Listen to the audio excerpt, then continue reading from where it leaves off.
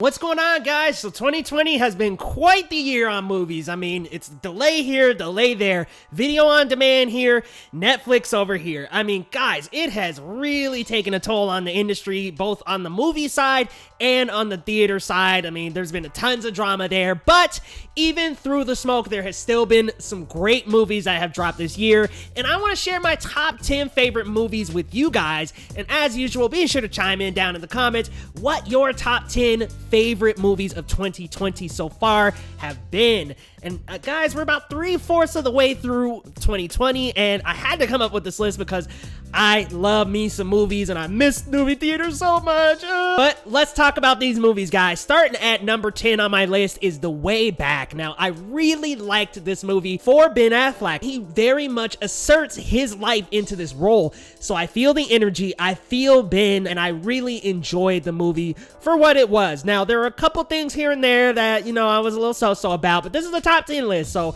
we're not going to share too many negatives. He did have a lot more screen time than everybody else, but again, this was a movie for Ben, and it made me feel good for the guy. It really made me feel a sense of relief for him. So I love The Way Back. I really enjoyed this movie, and it's coming in at number 10, the first on the list. Now, coming at number 9 is Sonic, which I had zero faith in going into the movie theater after that initial design. Ooh, it was absolutely horrible. He looked grotesque and almost like out of a horror movie, but they fixed him up and they did an incredible job. Ben Schwartz as Sonic, wow, incredible energy. Like, I love the character he portrays. Like, the type of Sonic he portrays is a little different, but very familiar territory from the other Sonics we're used to. So I loved his performance as Sonic the Hedgehog, and maybe even greater, Dr. Robotnik. I mean, Jim Carrey really channeled that 90s Jim Carrey energy, The Mask, Dumb and Dumber, Ace Ventura 1 and 2. I am very much looking forward to a Sonic universe, and I feel like this did an incredible job of setting us up for a great future with the franchise. There were great Easter eggs here and there, like chili dogs and all kinds of cool references from the Sonic franchise, so I'm very much looking forward to seeing Tails, Knuckles, and potentially Shadow in a sequel. I cannot wait, everybody. Now, coming in at number 8, right above Sonic, is The Photograph. I loved The Photograph and just how it depicted such a beautiful black couple. First and foremost, love me some Issa Rae, love me some Lakeith Stanfield. I feel like there are two great African-American actors that are doing incredible in the industry. Issa with her work in Insecure, and Lakeith Stanfield in his roles. They've done incredible work, and seeing them together, their chemistry feels very natural. It was believable, unlike Lovebirds. I was very sold on them as a couple, and this movie was just so beautiful. I love that it depicted African-American love without any negative stereotypes. There was no gang banging, there's no fathers who purposely abandon their children. It was just very well done, and it was just so classy and beautiful, and both of the characters had amazing jobs. Lakeith Stanfield's character was an editor, and Issa Rae worked in a museum.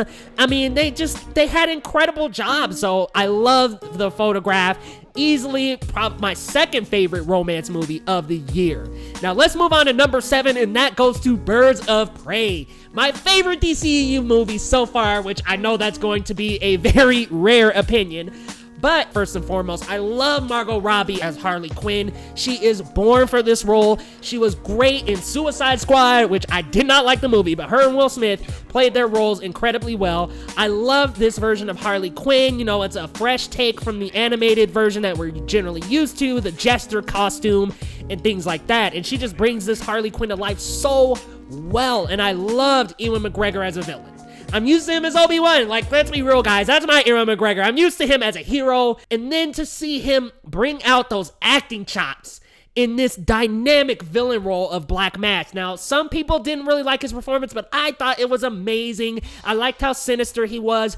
I would have liked even maybe just a little bit more of him and a little bit more of why he had those motives, but I very much enjoyed that. I loved the non-linear storytelling. Dug the rest of the cast, by the way. Mary Elizabeth Winstead, Journey Smollett Bell.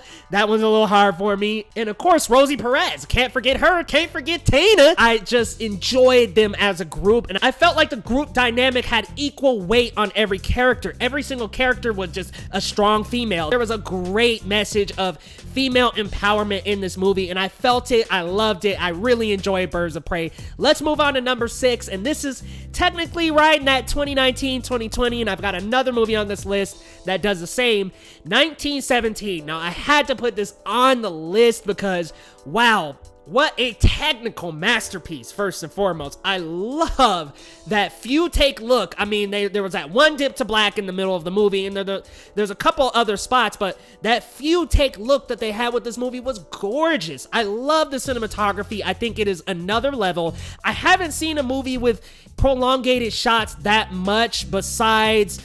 I might be forgetting one of them, but besides Alfred Hitchcock's Rope, I don't really know too many others that do this very long take look. There's a couple others, but I really enjoyed the characters. I thought they were a little one note, but I did really enjoy the characters. I enjoyed following the story because it feels like one take.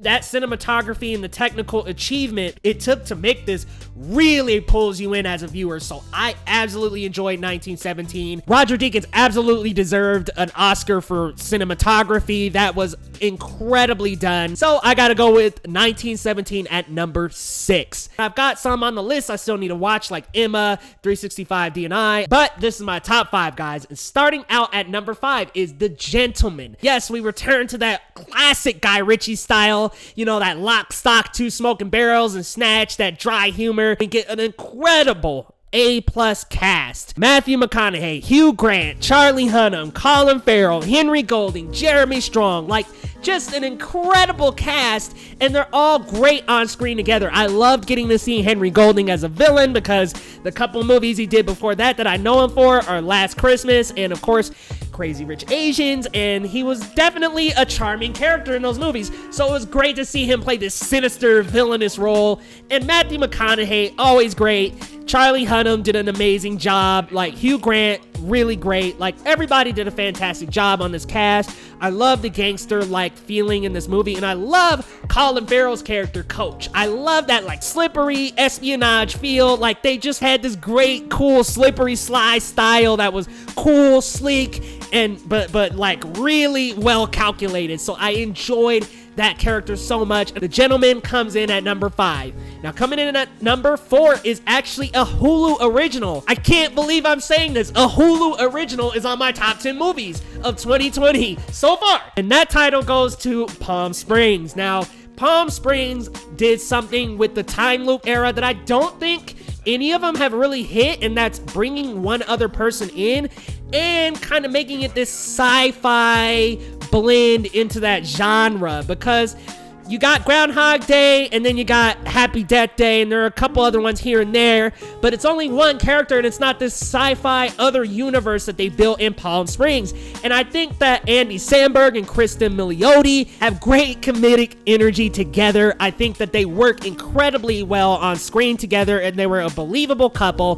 They were funny, they're joyous, they're great to watch. This movie was an unexpected hitter for me. I did not expect this to do as good for me as it did. Like, I very much enjoyed this. I thought this was Hulu's best original. I can't name another one that comes close to it. You guys let me know down in the comments, though. I don't know a better Hulu original movie, so this is definitely top of my list. I love the sci-fi elements, love the unique take on the time loop genre. Now, let's move into our top 3, y'all. Coming in at number 3, and I'm gonna get some flack for this. I know I am. Y'all come for me at the comments, because I know y'all coming.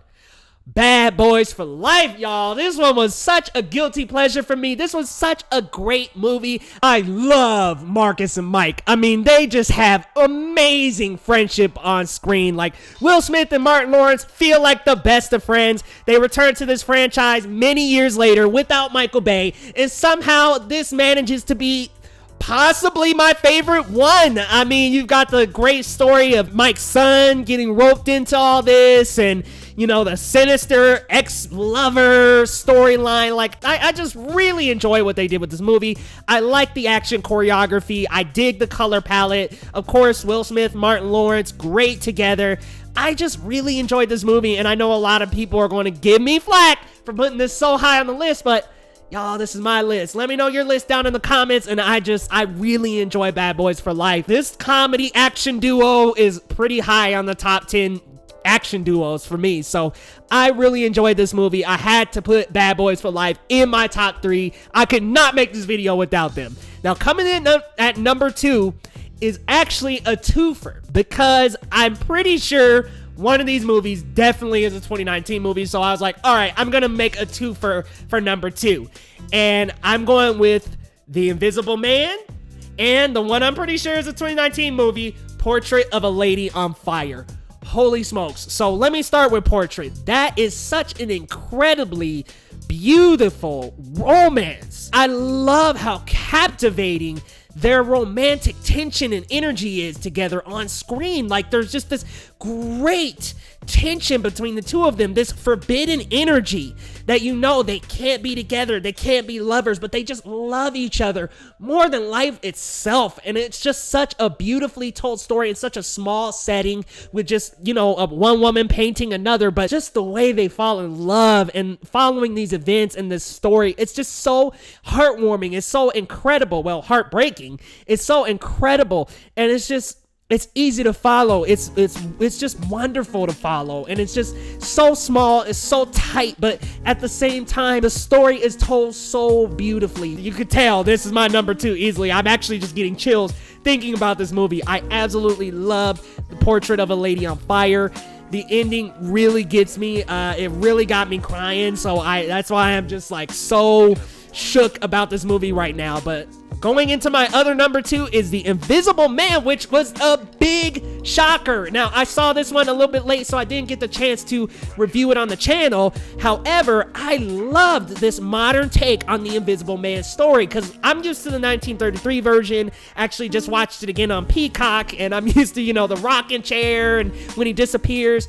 But I love this modern take of making it an abuse story, and of course, Elizabeth Moss does an amazing job in The Handmaid's Tale. I haven't been able to really make it through, but I do give her kudos for that acting. Like, she is just an incredible actor who knows how to really bring anxiety and tension into a movie with her, and she does that incredibly in The Invisible Man. And I love the story. I thought it was short, sweet, amazing. I really like the invisible technology, and like I said, the modern take on the story is incredible.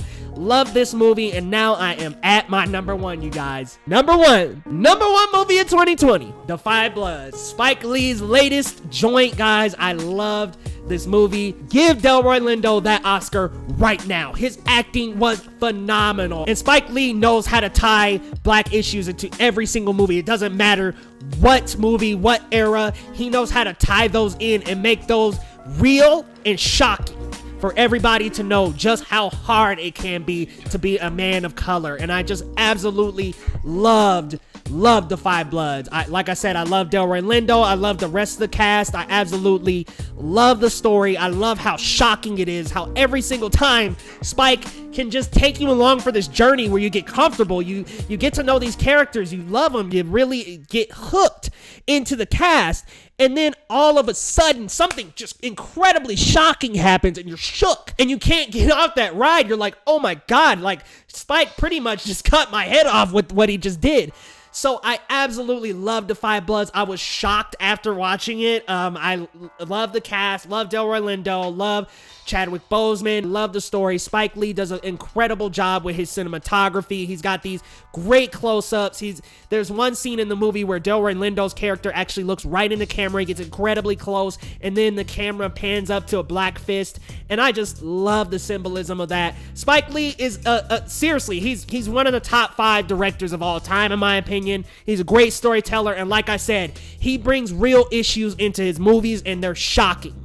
incredibly shocking. So guys, that is my top 10 movies of 2020 so far. Of course, we're about 3/4 of the way through 2020. Unfortunately, we didn't get to see most of the movies that were coming to theaters because of the coronavirus, but we did get some anyway, and I wanted to share with you guys what my top 10 was. However, I do want to hear you guys' lists as well. Let me know your list down in the comments, guys. What are your top 10 movies of 2020? Because I'm making this content for y'all, and I want to hear what you have to say. Guys, let me know your thoughts down in the comments as usual, and we will see you next time on Geekly Goods, y'all.